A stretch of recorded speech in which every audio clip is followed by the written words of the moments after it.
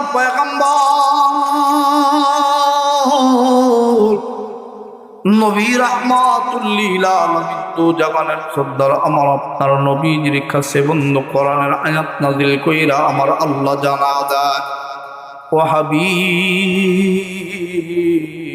ও বন্ধু আমার আপনি জানা দেন ইয়া আইয়ুহাল্লাযীনা আমানুত্তাকুল্লাহ ওই ঈমানওয়ালা গুলো যেন আমি আল্লাহকে ভয় করে আল্লাহ বলেন আমানুত্তাকুল্লাহ আইত্তাকুল্লাহ হাক্কা তুকাতিহি শুধু আমি আল্লাহকে ভয় না আমি আল্লাহকে ভয় না তারা যেন আমি আল্লাহকে ভয় করার মতো করে ভয় করে আল্লাহ বলেন ওয়ালা তামুতুন্না ইল্লা ওয়া আনতুম মুসলিমুন আমার আল্লাহ রাব্বুল আলামিন ডাক দিয়া বলেন হাবিব বন্ধু আমার আপনি আপনার উম্মতদিগকে জানা দেয় তারা যত সময় পর্যন্ত সুদ ঘুষ ছাড়তে না পারে মানে হলো অন্যায় কাজ না ছাড়তে পারে নামাজ যত সময় পর্যন্ত না ধরতে পারে তত সময় পর্যন্ত যেন মরে না বেঈমান হইয়া যেন বান্দাটা মারা না যায় পাপিষ্ঠ নাফরমান গুনাহগার হইয়া যদি বান্দাটা মারা যায় ওই বান্দাটা দুনিয়ার জমিনে থাকতে জানতে পারবে বান্দাটা জাহান্নামে যাবে নাকি জান্নাতের ভিতরে যাবে আল্লাহর পয়গম্বর নবী রাহমাতুল লিল আলামিন নবীকে আল্লাহ জানা দেয় কিরামান কাতিবিনা ইয়ালামুনা মা তাফআলুন আমার আল্লাহ রাব্বুল আলামিন দুইজন সিকিউরিটি ক্যামেরা আমাদের দুই কাদের মধ্যে দিয়া রাখতে নাম কাদের ফেরেশতা বন্ধু নেকিগুলো লেখে বন্ধু নেক আমলগুলো লেখে বাম কাদের ফেরেশতা গুনাহ আমলগুলো লেখে আল্লাহর পয়গম্বর নবীর হাদিস থেকে কথাগুলো বলতেছি বানায়া কিচ্ছা কাহিনী বলতেছি না বুখারী শরীফের হাদিস আল্লাহর পয়গম্বর নবীজি বলেন যখন সময় পাপিষ্ঠ নাফরমান গুনাহগারগুলি মারা যাবে ওই বান্দাটা দুনিয়ায় থাকতে জানতে পারবে জাহান্নামে যাবে নাকি জান্নাতে যাবে মুসলমান বন্ধু ঈমানওয়ালা আমলওয়ালা যখন সময় মারা যাবে আমার আল্লাহ একদল ফেরেশতা তাদের কাছে পাঠায়া দেয় এই ফেরেশতারা সুগন্ধিযুক্ত রুমাল নিয়া সুগন্ধযুক্ত আতর মেশকে আম্বর নিয়া ওই বান্দার চোখের সামনে আইসা ইবাদত গুলো নিয়ে আসবে আইসা ডাক দিয়া বলবে বন্ধু তুমি তোমার আমলগুলো দেখা লও বান্দা যদি আল্লাহর ভয় করনে ওয়ালা হয় ওই বান্দাটা ডান দিক দিয়া তাকায়া দেখবে নেকি আর নেকি বান্দার আনন্দে পানি চলে আসবে চোখ দিয়া বান্দা ডান দিক দিয়া তাকায়া নেকি দেখবে বাম দিক দিয়া দেখবে গুনার কথা সুন্দর বান্দা বন্ধু হাসতে হাসতে ডাক দিয়া বলবে এ ফেরেশতার দল আল্লাহকে একটু বলো আর সহ্য হয় না মালিকের জান্নাতে যাওয়ার জন্য আকুল বেকুল হয়ে যাবে আল্লাহ তাআলা এই বান্দাটার রূহ কেমনে বাহির করবে নবীজি বলেন শোনো ছোট্ট ছোট্ট একটা পিঁপড়ে যে কামড় দেয় এই আওয়াজ এই যেমন কষ্ট হবে তার চাইতেও আসানের সাথে আমার আল্লাহ ওই বান্দার রূহটা বাহির করে নিয়ে যাবে কিন্তু পাপিষ্ঠ নাফরমান গুনাহগার যদি মারা যায় আল্লাহর পয়গম্বর নবীজি আমার ডাক দিয়া বলেন ওই পাপিষ্ঠ নাফরমান গুনাহগারের সামনে আমাদের দুই কাদের দুইজন ফেরেশতা এসে দাঁড়া যাবে ডাক দিয়া বলবে বন্ধু বলে কে গো তুমি তোমাদেরকে তো আমি চিনি না বলে চিনার দরকার নাই আমরা বললাম কিরামান কাতিবিন বলে কেন আসছো বলে আসছি এই জন্য এবং তোর জিন্দেগির গুনাহ আর নেকিগুলো তোরে দেখা দেওয়ার জন্য বান্দা যদি পাপিষ্ঠ নাফরমান গুনাহগার হয় ওই বান্দাটার সামনে সকল গুনাহগুলো যখন বন্ধু তুলে ধরা হবে বান্দা এই গুনাহগুলো বাম দিকের গুনাহগুলো দেখা ডাক দিয়া বলবে না না এই গুনাহগুলো আমার না বান্দা জানে ঠিকই ওই গুনাহগুলো তার এরপরেও বলে না না এই গুনাহগুলো আমার না ফেরেশতারা ডাক দিয়া বলে বান্দারে তুই যেই কথাটি বলবি আমার আল্লাহ রব্বুল আলামিন বড় ভালো করে জানে। এই দেখো তুই যে গুনাহ করছিলি, গুনাহগুলো সম্পূর্ণ ভিডিও ক্যামেরায় ধারণ করে রাখছি। বান্দার চোখের সামনে সমস্ত গুনার ক্লিপগুলো তুলে ধরা হবে। বান্দা কোন জায়গায় কোন গুনাহ করছে, অন্যায় করছে, জুলুম করছে, সব গুনাহগুলো বান্দা দেখা ডাক দিয়া বলবে, হ্যাঁ হ্যাঁ এই গুনাহগুলো আমারই মনে হয়, আমারই মনে হয়। ফেরেশতারা ডাক দিয়া বলবি, বান্দারে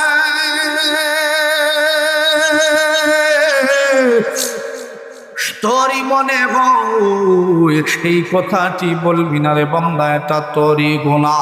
বান্দা এক পর্যায়ে স্বীকার করবে, হ্যাঁ হ্যাঁ এই গুনাহগুলো আমারই। এ বান্দা এই গুনাহগুলো তোর, তুই বললি তোর। বান্দা ডাক দিয়া বলবে, হ্যাঁ হ্যাঁ এই গুনাহগুলো আমারই। ফেরেশতারা ডাক দিয়া বলবে, বান্দা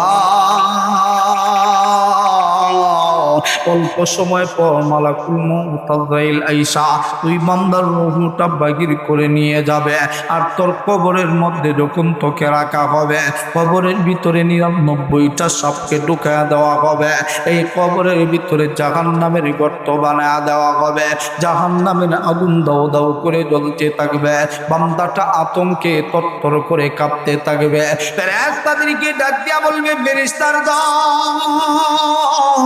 ভুল করে ফেলছি, অন্যায় করে ফেলছি, দয়া করে আমার একটু গুনাহ কাইটা দেয় না, আমার একটু গুনাহ কাইটা দেয় না। এবার ডান দিকের ফেরেশতা দাঁড়ায় যাবে, বান্দা তুই তোর নেকিগুলো এবার দেখালো। বান্দা যদি পাপিষ্ট নাফরমান গুনাহগার হয়, ওই বান্দাটা এবার ডান দিক দিয়ে তাকায় দেখবে নেকির খাতাটা শূন্য, সাদা একটা পৃষ্ঠা পড়ে আছে। বান্দা ডাক দিয়া বলবে, ও ফেরেশতার দল, এটা তো আমার না, আমার না। আমার জিন্দেগিতে তো আমি নামাজ পড়েছি, রোজা রাখছি, হজ করছি, যাকাত দিয়েছি, এগুলো নেকি কোথায় গেল, কোথায় গেল? ফেরেশতারা ডাক দিয়া বলে, বান্দারে তোর জিন্দেগির ভিতরে তুই নামাজ পড়ছিলি ঠিকই রে বান্দা, একটা নামাজও আমার আল্লাহকে খুশি করার জন্য পরশ নাই। মানুষগুলো তোরে যেন নামাজি বলে, দুনিয়ার মানুষগুলো তোর নামাজি বলছে, একটা নেকিও তোর আমল নামায় লিখতে পারি নাই। এ বান্দা হজ করছিলি ঠিকই রে বান্দা, একটা হজ আমার আল্লাহকে খুশি করার জন্য খরচ নাই। মানুষগুলো তোরে যেন হাজি সাহেব বলে, দুনিয়ার মানুষগুলো তোরে হাজি সাহেব বলছে, একটা নেকিও বান্দা তোর আমল নামায় লিখতে পারি নাই। এ বান্দা তুই যাকাত দিয়েছিলি ঠিকই রে বান্দা, একটা যাকাত আমার আল্লাহকে খুশি করার জন্য দেশ নাই।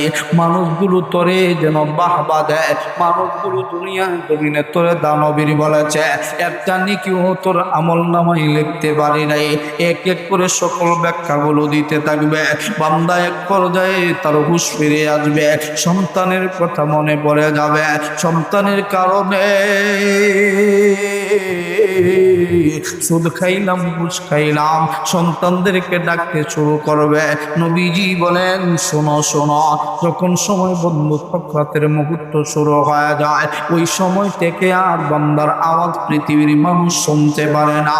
মানে হলো পৃথিবীর সাথে কানেকশন বন্ধ করে দেওয়া হয়। পৃথিবীর মানুষের সাথে আর কোনো আওয়াজ করার মতো বন্ধু পৃথিবীর মানুষের সাথে কথা বলার শক্তি থাকবে না, কিন্তু পৃথিবীর মানুষগুলোর কথা ঠিকই শুনতে পারবে, সে আর কিছু বলতে পারবে না। সন্তানগুলোরে ডাকতে থাকবে, সন্তানেরা রে, আমি তোমাদের জন্য গুনাহগুলো করেছিলাম, আমার সম্পদ থেকে কিছু সম্পদ আজরাইলকে দিয়া দাও, ফেরেশতাদেরকে দিয়া দাও। রে বন্ধু, এই সম্পদ ফেরেশতারা নেয় না, নেয় না।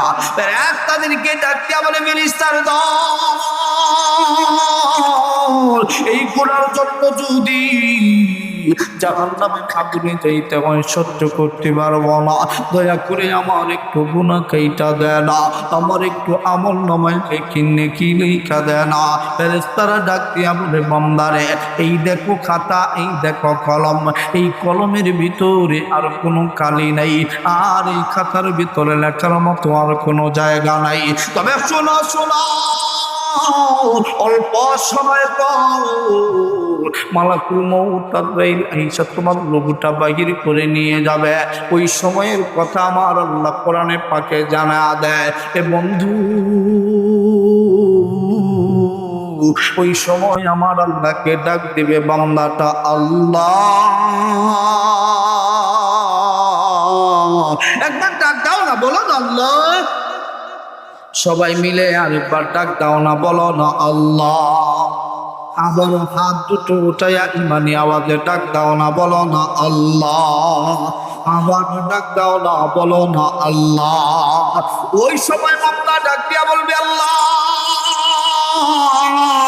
জিন্দেগির ভিতরে গুনাহ করে ফেলছি, আমার জিন্দেগির গুনাহগুলো তুমি মাফ করিয়া দাও। ওই আয়াত আমার আল্লাহ নাযিল করে জানা দেয়, ওয়ালাইসাত التوبة للذين يعملون السيئات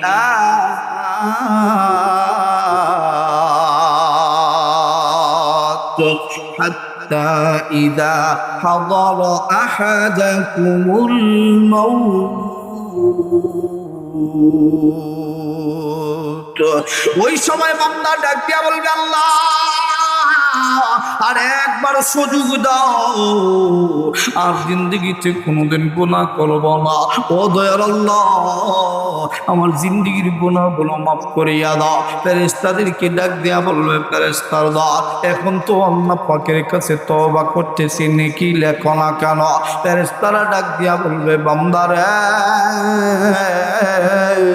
এই দেখো খাতা, এই দেখো কলম, এই কলমের ভিতরে আর কোনো কালি নাই, এই খাতার ভিতরে লেখার মতো আর কোনো জায়গা নাই। তবে শোনো শোনো, অল্প সময় পর মালাকুল মউত আজরাইল আইসা তুমি বান্দার রূহটারে বাহির করে নিয়ে যাবে।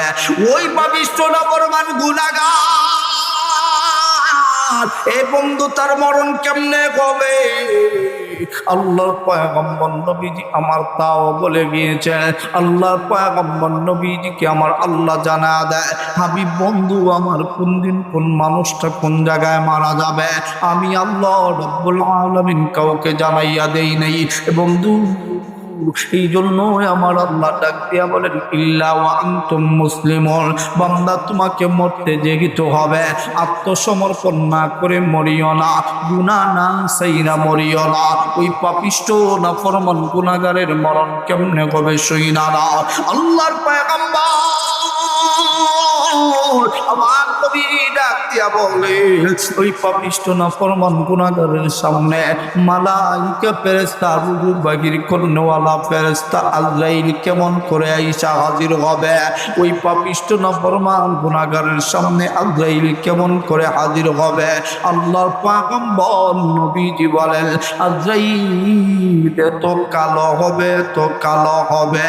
নবীজি বলেন, তোমার জিন্দেগির ভিতরে কত কালো দেখেছ, কত বিশ্রী তুমি দেখেছ, এর চাইতে বিশ্রী চেহারার মানুষ আমি আল্লাহ বানাই নাই, এর চাইতে বিশ্রী কোনো জানোয়ার আমি আল্লাহ বানাই নাই। আমার আল্লাহ আজরাইলকে ওই পাপিষ্ঠ নাফরমান গুনাহগারের সামনে কেমন চেহারা নিয়ে পাঠাইবে আমার নবীজির মাধ্যমে আমার আল্লাহ তাও জানায়া দিয়েছেন। আজরাইল বন্ধু এত কালো হবে, এত কালো হবে, পুরাটা শরীরের ভিতরে লম্বা লম্বা পশম থাকবে, এই পশমগুলো কাঠার মতো বন্ধু ধারালো থাকবে। নবীজি ডাক দিয়া বলেন, পাপিষ্ঠ নাফরমান গুনাহগারের সামনে মালাইকা আজরাইল যখন সময় হাজির হবে, আমার আল্লাহ দুর্গন্ধযুক্ত একটা পোশাক আজরাইলকে পরায়া দিবে। এত দুর্গন্ধ, নবীজি বলেন, এই দুর্গন্ধ যদি সক্রাত্রত অবস্থায় না থাইকা এমনি যদি তার নাকের মধ্যে দুর্গন্ধ পাঠায়া দেওয়া হইত, ওই মানুষটা হাটপিল কইরা নাক বন্ধ হইয়া মারা যাইত। এত দুর্গন্ধ, এত দুর্গন্ধ। ওই পাপিষ্ঠ নাফরমান গুনাহগারের সামনে মালাকুল মউত আজরাইল বন্ধু কেমন চেহারা নিয়ে হাজির হবে? নবীজি বলেন, মাথার চুলগুলো কেমন হবে শুইনা নাও, মাথার চুলগুলি হবে কোকড়ানো আর পিকড়ানো, ভয়ঙ্কর মাথার চুলগুলি হবে একটা চুল এলোমেলো, আরেকটা চুল আরেক দিকে এলোমেলো। নবীজি আমার ডাক দিয়া বলেন, আজরাইল তার কপালটা কেমন হবে? নবীজি বলেন, কপালের মধ্যে ফাটা ফাটা বড় বড় দাগ হবে। মালাকুল মউত আজরাইল ওই পাপিষ্ঠ নাফরমান গুনাহগারের সামনে কেমন করে হাজির হবে? নবীজি বলেন, আজরাইল তার কান দুটো কেমন হবে?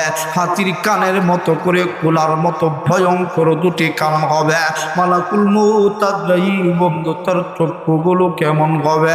নবীজি বলেন, চক্ষুগুলো অগ্নিগিরির মতো চক্ষু হবে, চক্ষু দিয়া যেন আগুনের ফুলকি বাহির হতে থাকবে। মালাকুল মউত আজরাইল তার নাকটা কেমন হবে? নবীজি বলেন, নাকটা হাতির ফুরের মতো লম্বা হবে, মাটি দিয়া চেঁচড়ায়া চেঁচড়ায়া আসতে থাকবে। মালাকুল মউত আজরাইল তার দাঁতগুলো কেবল হবে। নবীজি বলেন, দাঁতগুলো মহিষের সিংহের মতো আঁকা বাঁকা চুক্কা চুক্কা দাঁতগুলো হবে।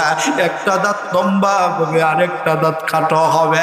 হাতির দাঁতের মতো দাঁতগুলো বাগির হয়ে থাকবে। মালাকুল মউত আজরাইল তার হাতের নখগুলো কেবল হবে। নবীজি বলেন, হাতের নখগুলো পায়ের নখগুলি লম্বা লম্বা নখ বিশিষ্ট আঙ্গুল হবে।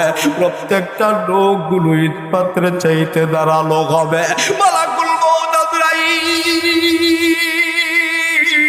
তার ডান হাতের মধ্যে থাকবে বিষাক্ত কাঁটাযুক্ত তলোয়ার, বাম হাতের মধ্যে থাকবে বিষাক্ত কাঁটাযুক্ত তলোয়ার। মালাকুল মউত আজরাইল একাই সাকাদিন হবে না, হবে না। লক্ষ লক্ষ কোটি কোটি চেহারা আজরাইলের চেহারার মতো চেহারা। আইসা মালাকুল মউত আজরাইল ওই পাপিষ্ঠটা বরবাল গোলাগানের সামনে সক্রাত্রত অবস্থা ওই সুৎখুর ঘুষখুরগুলোর সামনে আইসা হাজির হবে। বেঈমান বেনামাজির কাছে আইসা হাজির হয়ে ডাক দিয়া বলবে, আখরিজু আনফুসাকুম আইরুহাকুম। এ পাপিষ্ঠটা বরবাল গুনাহগার, বান্দা কোথায় তোর রুগুটারে রাখি? তাড়াতাড়ি করে তোর রুগুটারে বাগির করে দে, বাগির করে দে। পাপিষ্ঠরা বরবাল গুনাহগারের রুগু বন্ধু বাগির হইতে চায় না, চায় না। আজরাইলের ভয়ঙ্কর চেহারা দেখা, এত ভয়ঙ্কর চেহারা আমার আল্লাহ আর কারো বানান নাই, বানান নাই। ওই কালো কুচকুচে কালো এর চাইতে কালো পৃথিবীতে নাই। ওই পাপিষ্ঠরা বরবাল গুনাহগারের সামনে আইসা ডাক দিয়া বলবে, আখরিজু আনফুসাকুম আইরুহাকুম। এ পাপিষ্ঠরা বরবাল গুনাহগার, তাড়াতাড়ি করে রুগু বাগির কইরা দে। মালাকুল মউত আজরাইল রুগুটারে বন্ধু বাগির হইতে চায় না, রুগুটা বাগির হইতে চায় না। আজরাইল তাকা দেখে রুগুটা দেগের ভিতরে দৌড়া। একবার রুগুটা ডান দিকে যায়, একবার রুগুটা বাম দিকে যায়, একবার রুগুটা মাথার দিকে যায়, একবার পায়ের দিকে যায়। রুগুটা যেদিক দিয়েই যায় না কেন আজরাইল ঠিকই দেখতে পারে। রুগুর দৌড়া দৌড়ি দেখা আল্লাহর পয়গম্বর নবীজিকে আল্লাহ কোরআনের আয়াত নাযিল কইরা জানা দেয়, মালাইকাতু বাফিতু আইদিয়াহুম। এই আয়াত আমার নবীজি তেলাওয়াত করেন। আমার নবীর ছোট বাচ্চাদের মতো চোখের পানি পালায়া পালায়া ছোট্ট বাচ্চাদের মতো কান্দে। হযরতে আব্বাস রাদিয়াল্লাহু তাআলা ডাক দিয়া বলেন, নবী গো, আপনি এমন করে চোখের পানি পালায়া কান্দেন কেন গো নবীজি? এমন সময় এই আয়াতের ব্যাখ্যা আমার নবী নিজে করেছে। নবীজি বলেন, মালাইকাতু বাফিতু আইদিয়াহুমা আইয়াদরিবুহুমা। পাপিষ্ঠরা বরবাল গুনাহগারের টুকুটা চোখম দৌড়া দৌড়ি করবে। আজরাইল রাগান্বিত হইয়া ডান হাতটারে বাড়াইয়া ওই পাপিষ্ঠরা বরবাল গুনাহগারের বাম গালের মধ্যে এত জুড়ে বন্ধু একটা থাপ্পড় বসায়া দিবে। ওই পাপিষ্ঠরা বরবাল গুনাহগারের বাম গালটা ভাঙ্গিয়া ডান দিক দিয়া চলে যাবে। এরপরে ওই পাপিষ্ঠরা বরবাল গুনাহগারের রুগু বাগির কইতে চায় না, চায় না। রুগুটা ত্যাগের ভিতরে দৌড়াইতে থাকে। আল্লাহর পয়গম্বর নবীজি আমার ডাক দিয়া বলে, লক্ষ লক্ষ কোটি কোটি মেরেন তারা বিষাক্ত কাটা যুক্ত তলোয়ার দিয়া, এত বিষাক্ত তলোয়ার, এত বিষাক্ত তলোয়ার, এই কোটি কোটি মেরে তারা ওই পাপিষ্ঠরা বরবাদ গুনাহগারের প্রত্যেকটা পশমের গুড়ালির ভিতর দিয়া এত জুড়ে জুড়ে আঘাত করতে থাকবে, আঘাত করতে থাকবে। ওই পাপিষ্ঠ না বরবার গুনাহগারের বন্ধু কেমন কষ্ট হবে, কেমন কষ্ট হবে। আল্লাহর নবী জানতে যদি চাও, বুঝতে যদি চাও, শুনো শোনো, ঝুলন্ত অবস্থায় যদি একটা ছাগলকে রাইখা দেওয়া হয়, আর ওই ছাগলের ডেকের ভিতরে যদি প্রাণ থাকে, আর তার চামড়া যদি টাইনা টাইনা ছিলা হয়, ওই ছাগলটার যেমন ছটফটিয়ার কষ্ট হবে, তার চাইতেও হাজার কোটি কোটি গুণ বেশি কষ্ট ওই পাপিষ্ঠ নাফরমান গুনাহগারের ওই সময় হইতে থাকবে। এরপরও বান্দা রুগুটা বাগির হইতে চায় না, চায় না। ওই কাটাগুলোর ফাঁক দিয়া বান্দার রুগুটা দৌড়াইতে থাকে। নবীজি আবার ডাক দিয়া বলেন, মালাইকাতু বাসিতু আইদিয়াহুমা আইয়াদরিবুহুমা।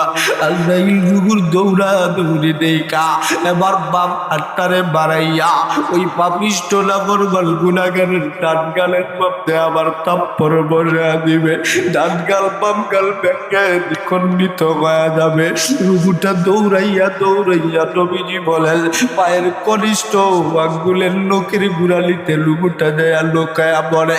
রুগুটা বনে বনে ডাক দিয়া কয়, আর বোধহয় আজরাইল আমারে পাবে না। আজরাইল বন্ধু রুহুটারে ঠিকই দেখবার পারে, কিন্তু রুহুর মধ্যে আজরাইল তত সময় পর্যন্ত হাত দিবে না আমার আল্লাহ যত সময় পর্যন্ত হুকুম করবে না। এ মুসলমান বাবাজিরা, আল্লাহর হুকুমের এক সেকেন্ড আগেও কারোর রুহু কবজ করা হয় না। আল্লাহর হুকুমের এক সেকেন্ড পরেও কারোর রুহু কবজ করা হয় না। এর বন্ধু, বড় মর্মান্তিক একটা ঘটনা আমার দেশে ঘটে গেল।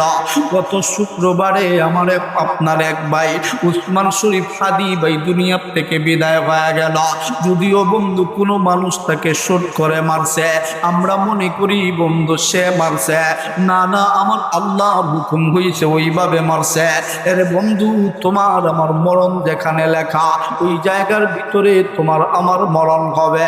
এ মুসলমান বাবাজিরা, আমার নবীজিকে আমার আল্লাহ জানায়া দেয়, ওই মরণ মরণ নয়, যেই মরণ শহীদি মরণ হয়। এর বন্ধু, দেশ বাঁচানোর জন্য যদি কেউ শহীদ হয়, আল্লাহ নবীজি বলেন যে দেশ বাঁচানোর জন্য শহীদ হইল, ইমাম থাকার কারণে জান্নাতের মেহমান হইল।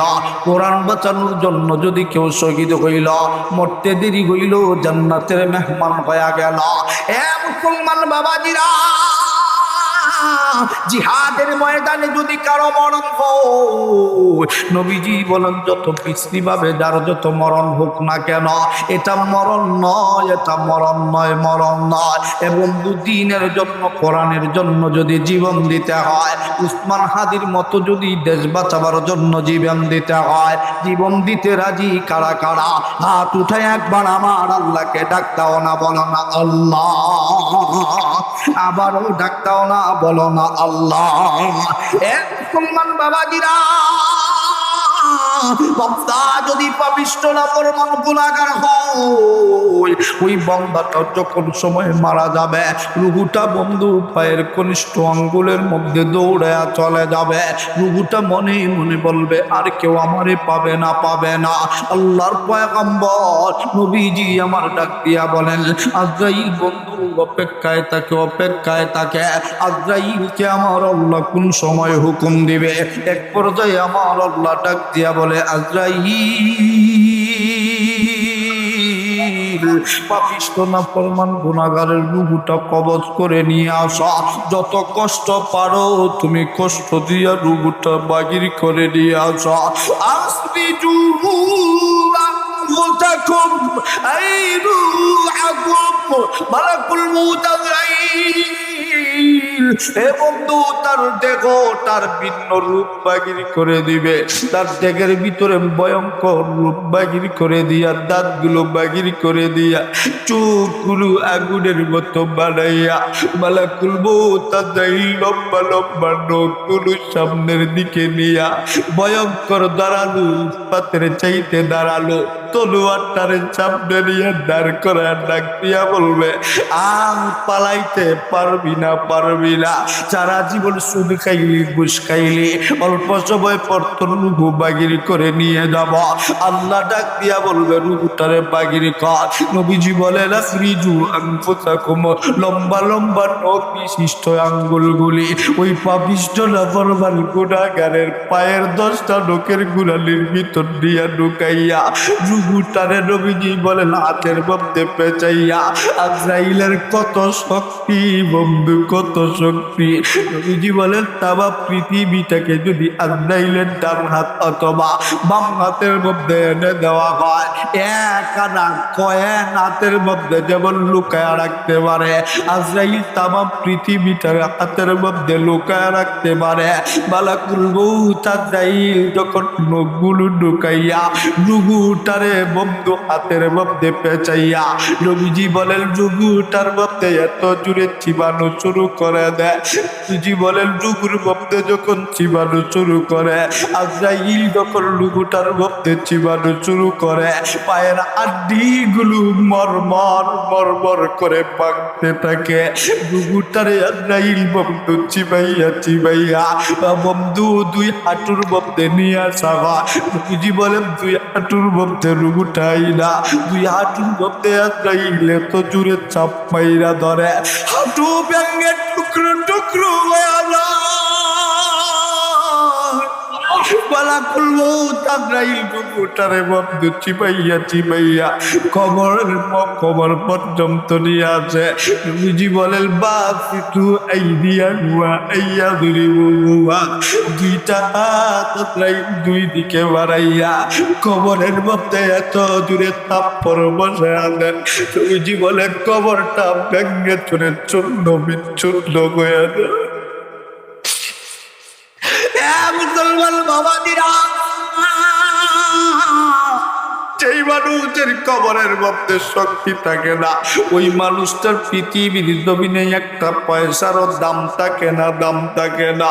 নবীজি বলেন রুহুটারে আবার চিবাইয়া চিবাইয়া পেট আর পিঠের মধ্যে নিয়ে আসা হয়, পেট আর পিঠের মধ্যে রুহুটারে আইনা আজরাইল এত জোরে পেট আর পিঠের মধ্যে চাপ মাইরা ধরে।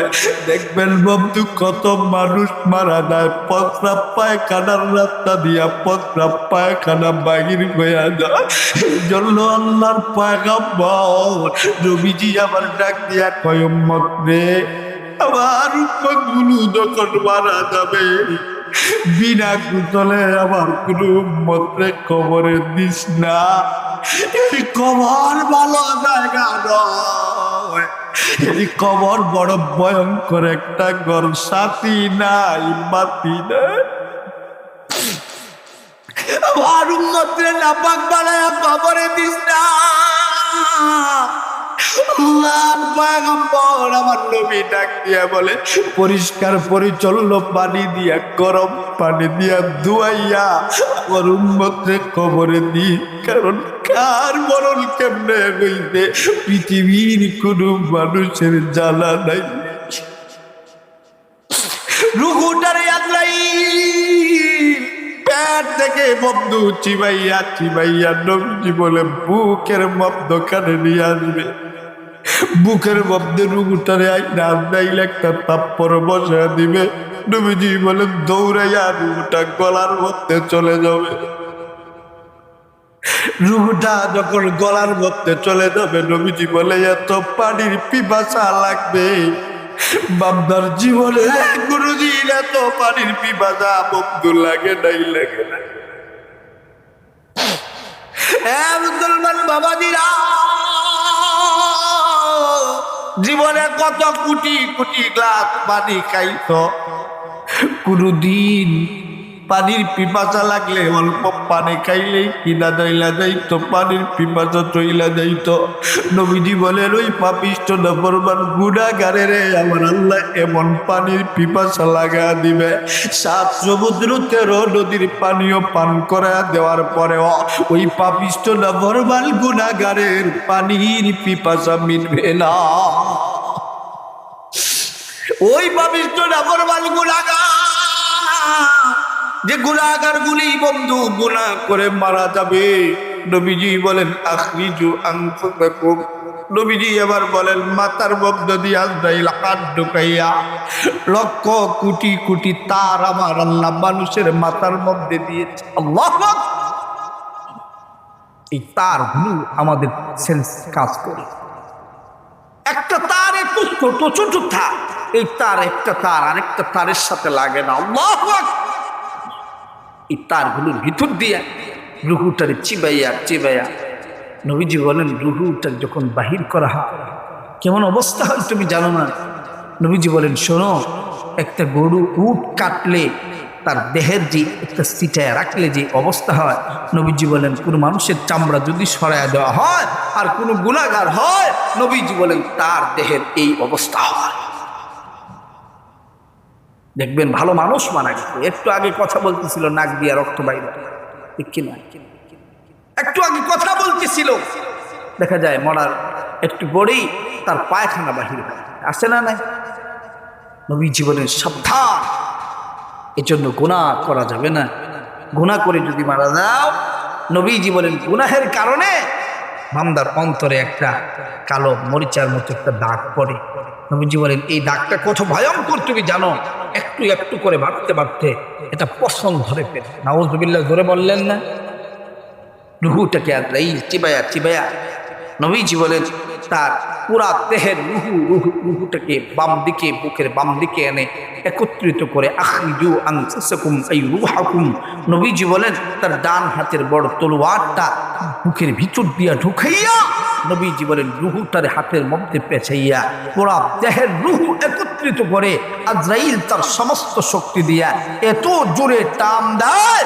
নবীজি বলেন একটা মানুষের দেহের ভিতরে 360 হাড্ডির জোড়া আছে, আজরাইল যখন সময় টান দেয় 360 হাড্ডির জোড়া সহ তামাম পুরা দেহের যত যা কিছু আছে, রগ রেশা গরুর সাথে রুহুর সম্পর্ক, সব সম্পর্ক বিচ্ছিন্ন করে রুহুটাকে যখন সময় আজরাইল বাহির করে নিয়ে আসে, নবীজি বলেন রুহুর এত দুর্গন্ধ হয়, মালাইকা ফেরেশতা আজরাইল ওই যে দুর্গন্ধযুক্ত একটা কাপড়, একটা রুমাল তার দেহের ভিতরে পরানো, ওখান থেকে একটু দুর্গন্ধযুক্ত রুমাল দিয়া রুহুটাকে পেঁচাইয়া ফেরেশতাদেরকে বলে হ্যাঁ ফেরেশতারা আসমানের দিকে রুহু নিয়ে যাও। আসমানের দিকে রুহু যখন নিয়ে যাওয়া হয়, নবীজি বলেন আসমানের ফেরেশতারা নাকের মধ্যে এভাবে হাত দেয়, বুখারী শরীফের হাদিস। নবীজি বলেন নাকের মধ্যে এভাবে হাত দেয়, হাত দিয়া বলে আল্লাহ আপনি কোন বান্দার রুহু আসমানের ভিতরে রাখবার চান, যেই বান্দার রুহুর এত দুর্গন্ধ সহ্য করতে পারি না, মালিক আপনার বান্দার রুহু যদি আপনি আসমানে রাখেন আমরা থাকতে পারবো না, কারণ ফেরেশতারা